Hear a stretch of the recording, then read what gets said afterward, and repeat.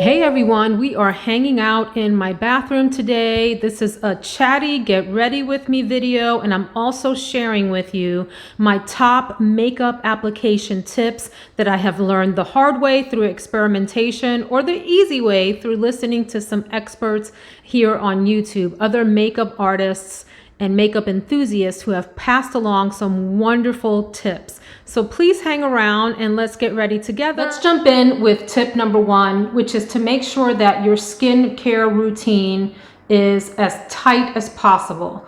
What do I mean by that? You don't need 20 products to prep your skin.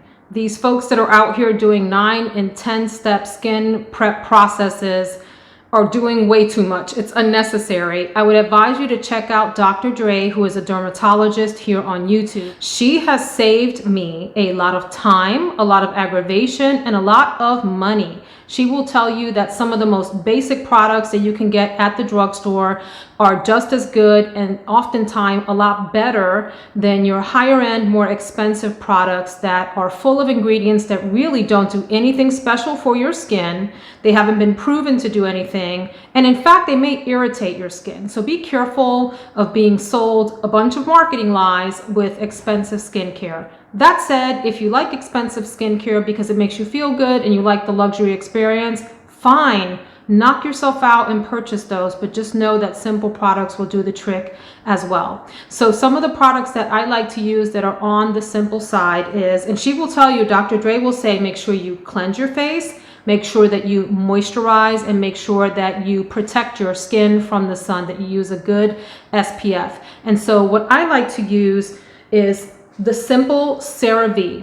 You don't need to spend $50 or more on a cleanser. This for $14, this huge 16 fluid ounce thing here will cleanse your face just fine in the morning and at night. If you wear a lot of makeup at night, I would definitely advise an oil-based cleanser, like a balm that you slather on your face, get it inside, not inside of your eye, not that. Get the balm, close as close to your lash line as possible to get everything off. And then I use a serum and an emollient moisturizer. At night, I use CeraVe moisturizing cream. It's a heavy emollient moisturizer on my face. But in the mornings, it's simple. I use the CeraVe facial cleanser. Sometimes I use Cetaphil interchangeably. I do use one expensive product because I have not found an inexpensive alternative for it. And I love what this does for my skin. It is Amore Pacific Enzymatic Exfoliator. This is like a powder that you put in the palm of your hand. You wet it with a few dots, you make a paste, and you use it like an exfoliator on your skin. I find that it brightens my skin and preps my skin. I don't have any dead skin cells then sitting there to affect the way the makeup is going on. And then my moisturizer of choice, I choose to mix with my SPF. I don't really like applying a separate SPF product. You have to experiment if you want to do moisturizer plus SPF, because oftentimes I find that it takes a lot of experimentation to make sure that the SPF and the moisturizer don't conflict, that one doesn't make the other pill or anything like that. So I combine both just to take the step out. I like to keep that part of things very simple, and I use Paula's Choice. This is from her Resist line, and this is the Skin Restoring Moisturizer with SPF 50 already in it, and I get this off of Amazon, although you can get it off of the Paula's Choice website as well. This is for normal dry skin. I actually have combo skin. I have normal and oily skin, but I like this anyway. And I will make sure my face is fully covered, my neck and down into this area, and then I wait for that to sort of settle in, dry up, sink in, if you will, and then I go in with the next products. So let's get ready together as I would on a normal day. e.l.f. Matte Putty Primer. I do have oily skin, so I have different kinds of primers, including dewy ones. But for the purposes of today, because I'll be filming some videos and be under lights, I'm going to use a matte primer.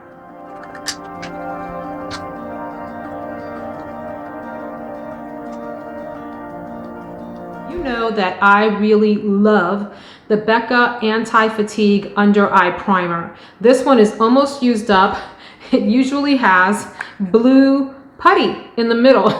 So I'm almost done, and I have lots of backups of this. Becca is going out of business, and so I purchased about 9 of these backups.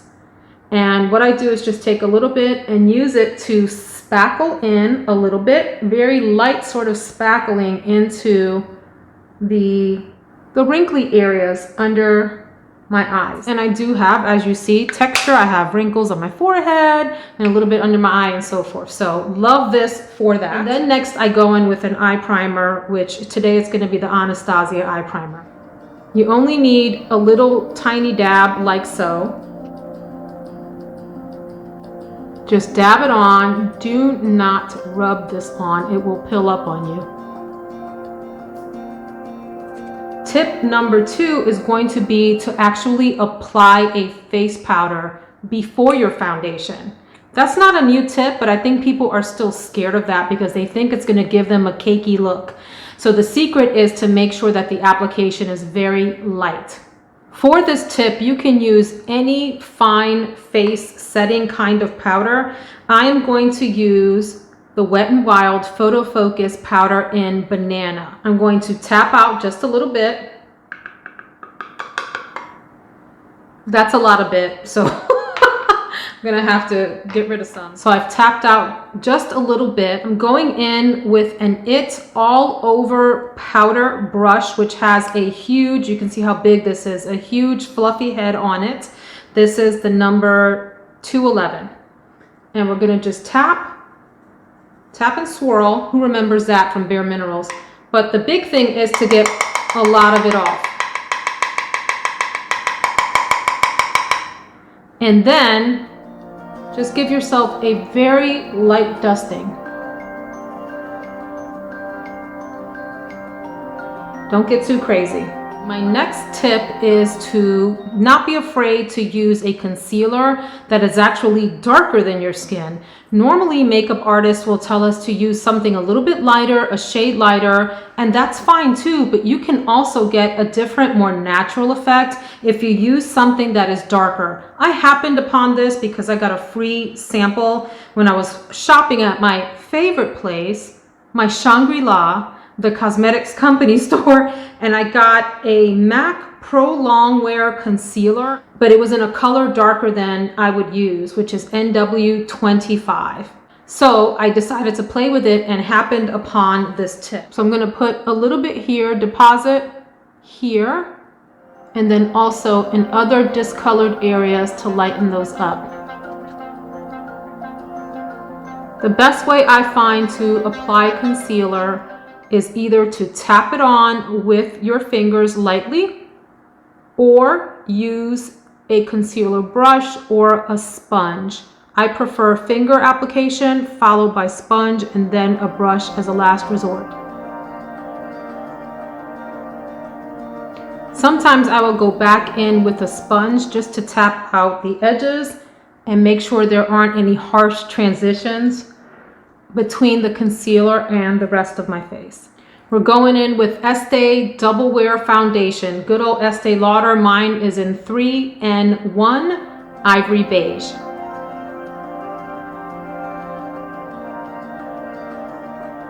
I'm tapping out my foundation with this Real Techniques sponge, which is my favorite sponge of all the ones that I have tried. It is absolutely, at least for me, the best. If you don't already know, another tip is to take your foundation down your neck ever so slightly. You don't have to take it all the way down, but enough that it blends in with the rest of your body and you don't have a strong line of demarcation. The next tip is around using bronzer on your face. Now, here's an area where makeup artists will tell you less is more, and I tend to agree with one exception. If you are in front of a camera, like if you're someone that does video conferencing all day, or if you're doing a photo shoot, especially outdoors, more is more. You want to make sure that areas that you're applying blush have an actual shadow in them of some sort, or they're warmed up, or whatever is the effect that you're going for. I also disagree with many makeup artists who say not to use your bronzer as a contour. Let's talk about that for a second. What I'm going to show you is the Scott Barnes bronzer and contour palette. It's called Sculpting and Contour. Number one palette. And what I'm talking about is that makeup artists will say only use cool tones like these to actually sculpt and contour. Meaning if you're trying to create like a hollow here, for example, so that your cheeks look more pinched in because you're like me and your cheeks are fuller, you may want to use one of these kinds of cooler toned colors and then use the warmer tones like these as like a bronzer to make you look sun-kissed. I generally agree with that. However, most people don't have a lot of time to be fussing with sculpting and contouring and also trying to bronze their face. In those situations, I would say choose something that's maybe in this range or mix a couple to have the same effect. But let's go ahead and contour. I'm going to go in with this color Snatched here. And I'm using the Sonia G Sculpt 2 brush. Now, because we're talking about the Scott Barnes palette and he came with the pigment, I have tapped off my brush, but I'm going in lightly. You see how I've already created a line?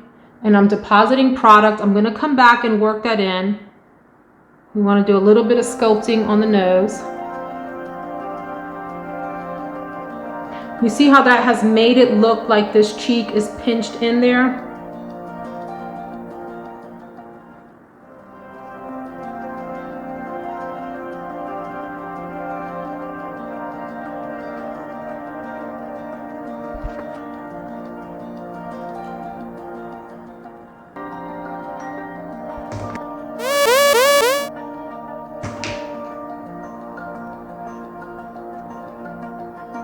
I'm also going to use that same color to do a little bit of sculpting under the cheek. Don't be afraid of this. You can always buff it out, but it creates a stronger jawline where there isn't one. And bring that down your neck.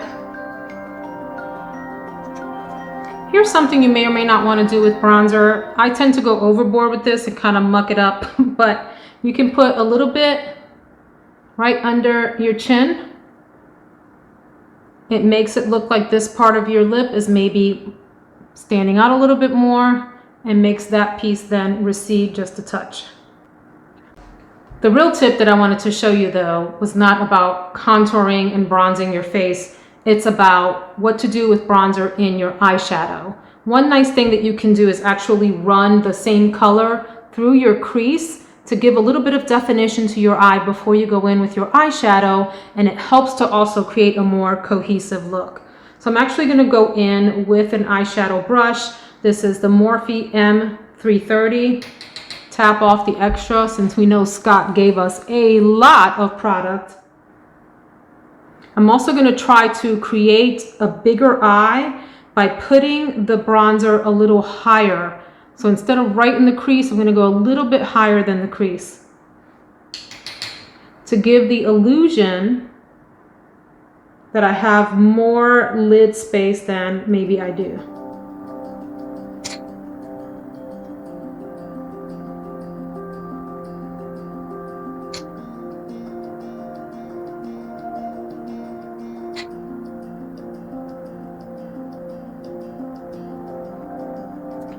Unexpected tip: if you go a little crazy on your powders and you're like me, you just don't have any discipline and you go overboard, you can always take a little bit of what's left on your sponge and kind of blur out what you've done a bit, soften it up so it's not as harsh.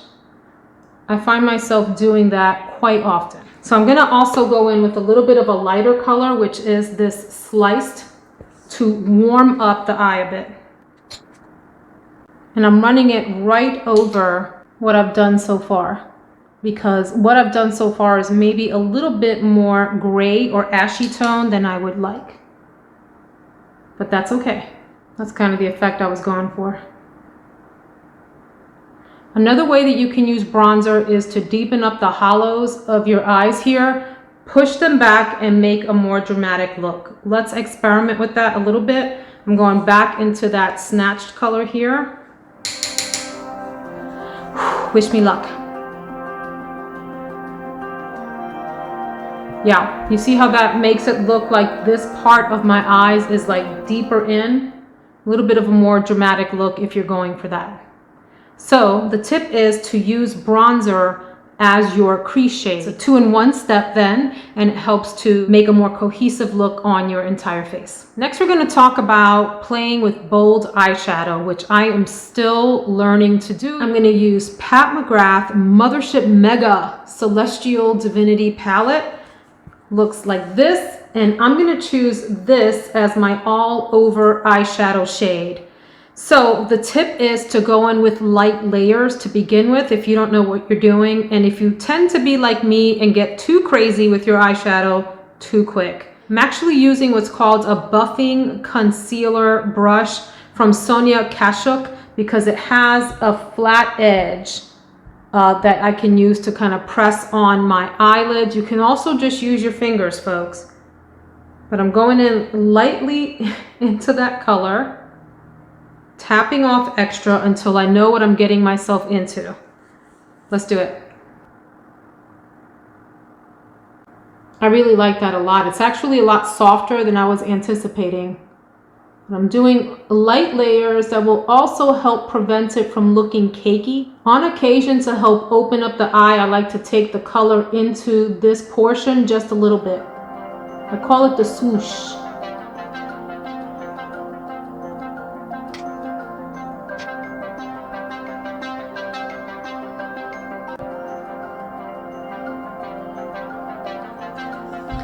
Next, I'm gonna go in, probably with this darker purpley mauvey color. It's not mauve, it's definitely like a purple plum color on the outer corners. It's a matte shade. Let's see how that looks. I'm kind of tapping it in, like stamping it in, so I can have some control over the shape, and then kind of flicking it out and up. A little too much.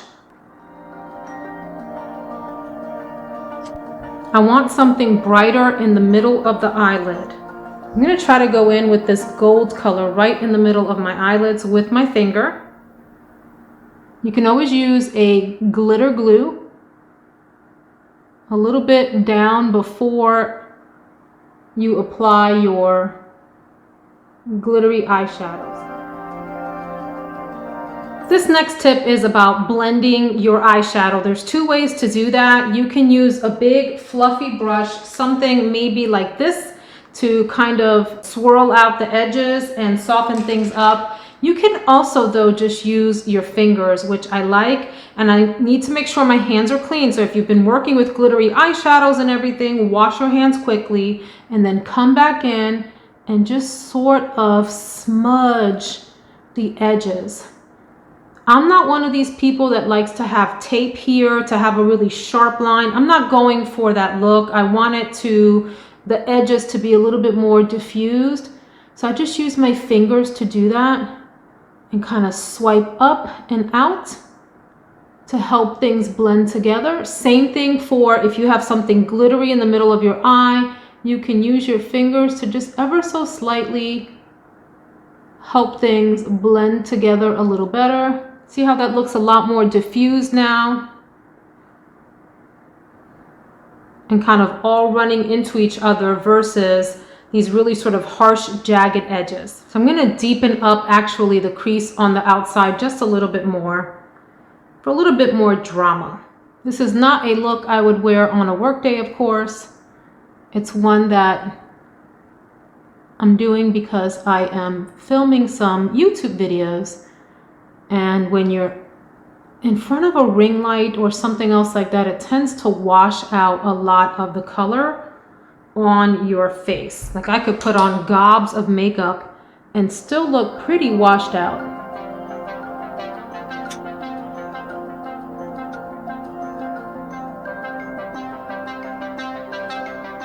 That looks really dramatic. I promise we're going to clean this up in just a little bit. I like to use eyeshadow as liner underneath the eyes. As I have gotten older and my skin has matured, it doesn't respond as well to like liquid liners or pencil liners even. Some pencil liners like the Urban Decay Glide On one does really well. But I need to use a powder liner underneath my eyes. So I like to go in with a little like smudger brush like this.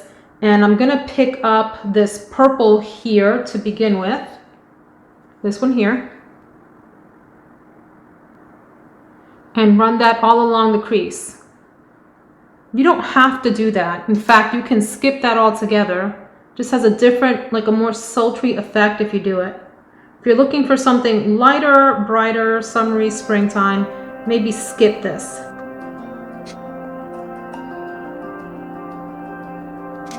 I'm also going to take the brown and then run that all along as well. Maybe not all along, maybe the outer edges. I'm not sure. Let's see. Let's start on the outside.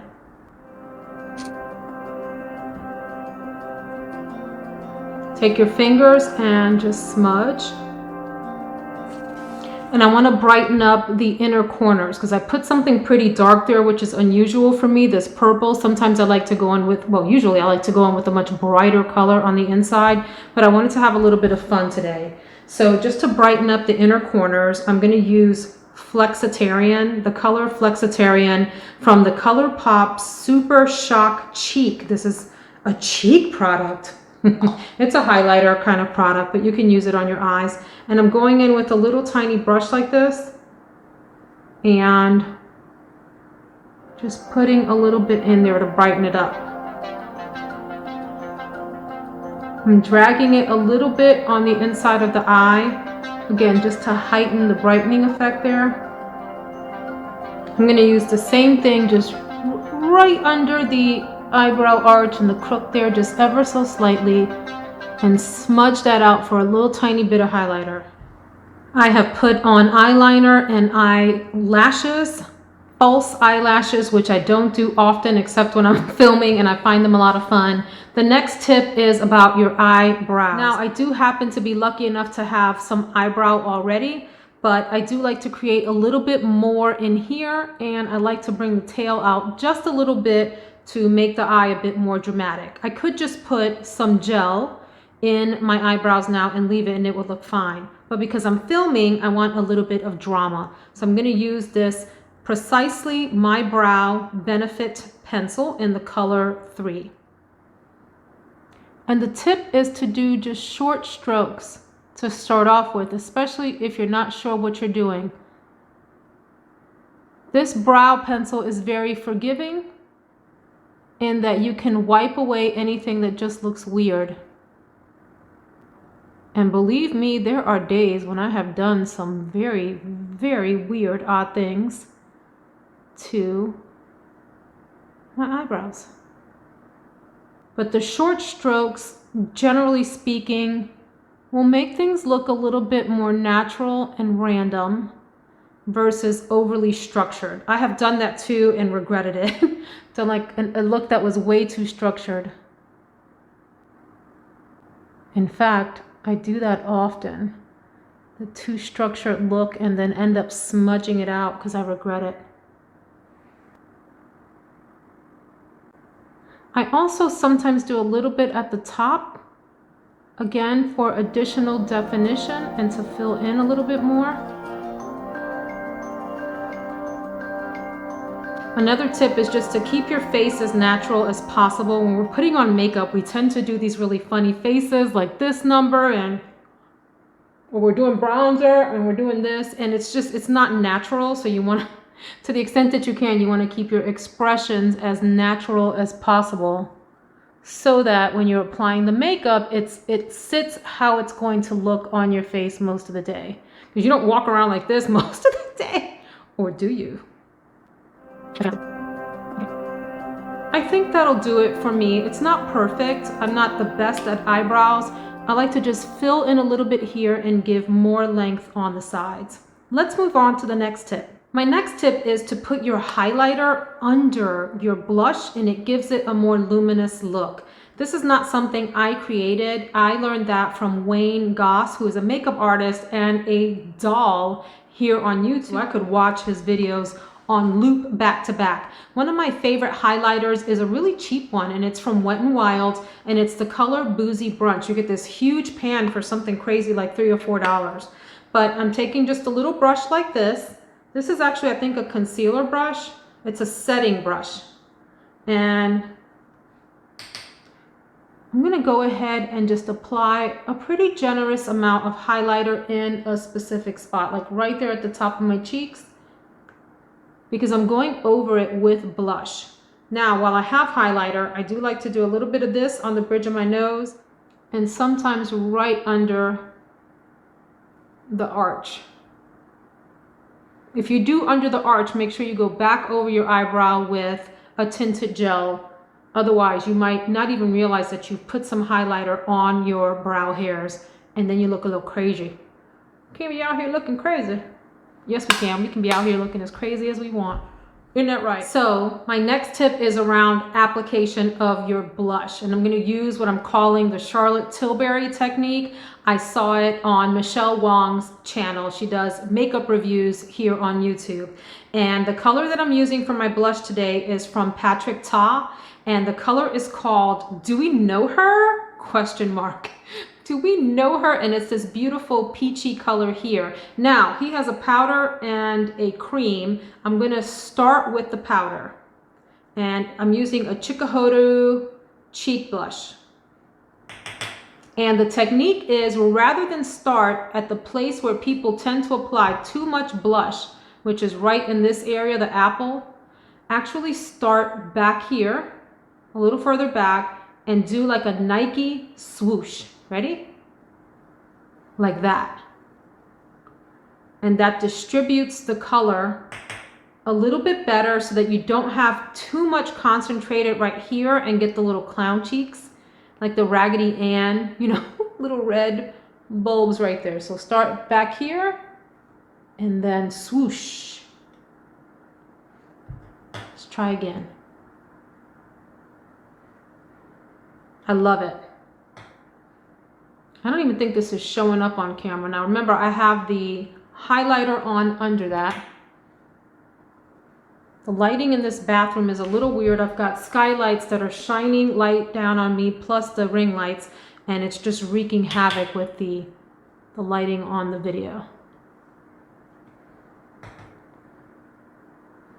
Now, you see, I think you can see that. You see how there's highlighter underneath, and it's catching the light in a rather kind of what I consider glamorous way. Maybe you think I look crazy. I think it's a little glamorous though. It's like underneath, so it's like this lit from within look because it has the highlighter underneath. You can go back over that with highlighter again, and I will for the video's sake, but in real daily life, you don't need to do that.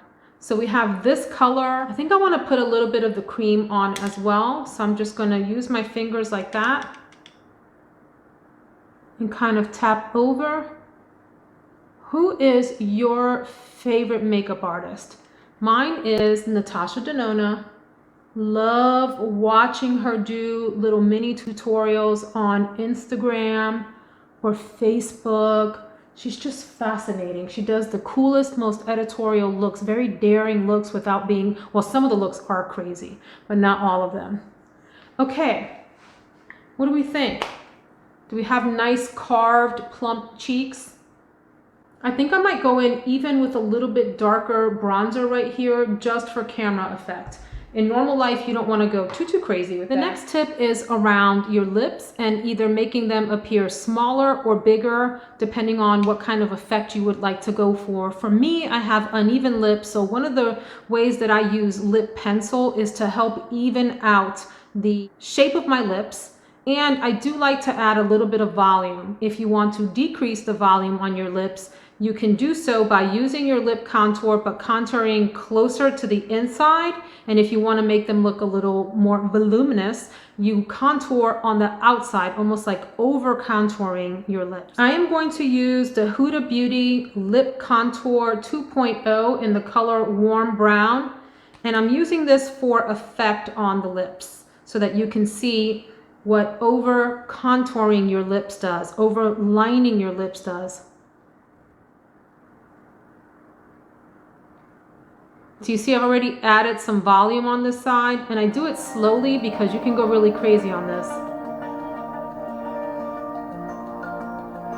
Now, if you're like me, when you do this, it actually doesn't line up. You see how the bottom lip actually pressed some color above my upper lip line, like beyond my upper lip line. So the way that I like to account for that is to go ahead and follow that with my pencil brush, like this.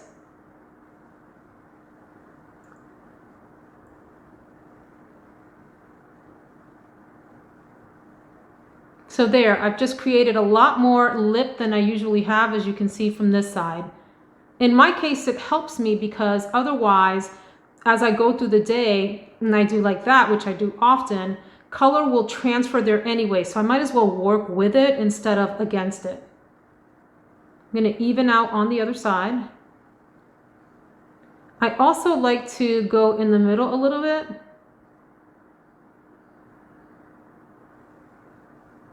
Rather than have a really sharp peak. I think that helps.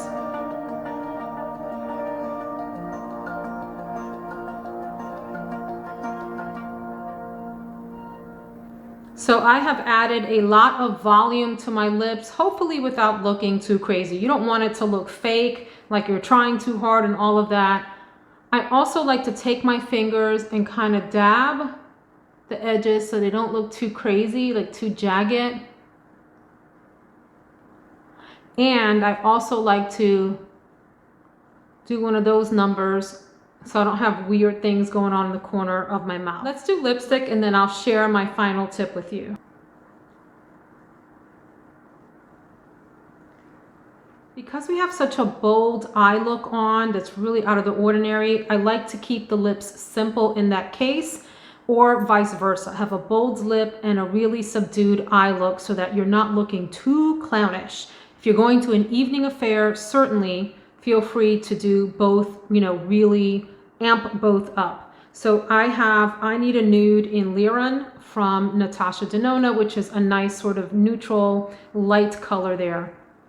My final tip is about mascara application. So if you're like me, you struggle to apply mascara and you end up blinking and ruining it and getting mascara all up here and all down here after you've done all your makeup, and then you're ready to cry. Anybody else?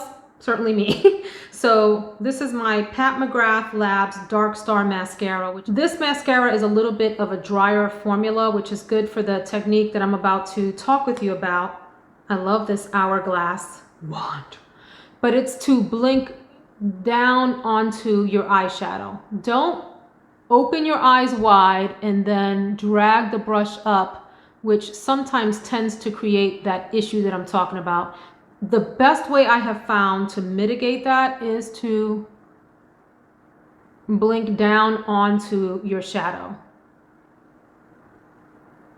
And that's how you apply it. Because I am filming today, I'm going to take the same brush that I used for that powder before the foundation trick and just kind of do one of these numbers. Get any of the excess powder back on my face that's on the brush already to help kind of smooth all of this out. I'm going to use my Urban Decay All Nighter Setting Spray to lock this bad boy in. People have different opinions about setting sprays. I like them, and I'm going to use them. Now, Wang Goss did an excellent video on how setting spray actually breaks your makeup back down, and it's a big gimmick. I don't not believe him, but I'm still going to use it. And I like that the setting spray actually can help make your eyeshadow look more amped up. But he's right about it breaking things down just a little bit. So I like to also go back in with my sponge and just kind of press everything in after the setting spray, after everything has dried down a bit, just to set things in place. Maybe calm down any areas where you apply too much makeup if you're very heavy-handed like me. Voila! What do we think? Do we like the look? Do we like the techniques? What do you think of the tips that I shared with you today? Will they be helpful for you? Did you already know these things? Would you add any helpful tips to the list? Certainly this wasn't exhaustive, just my favorite tips to pass on to other people that have been passed on to me, either through YouTube or my own experimentation, figuring out what works for me. I had a blast hanging out with you all today. I will see you in the next video. Have a fabulous one, friends.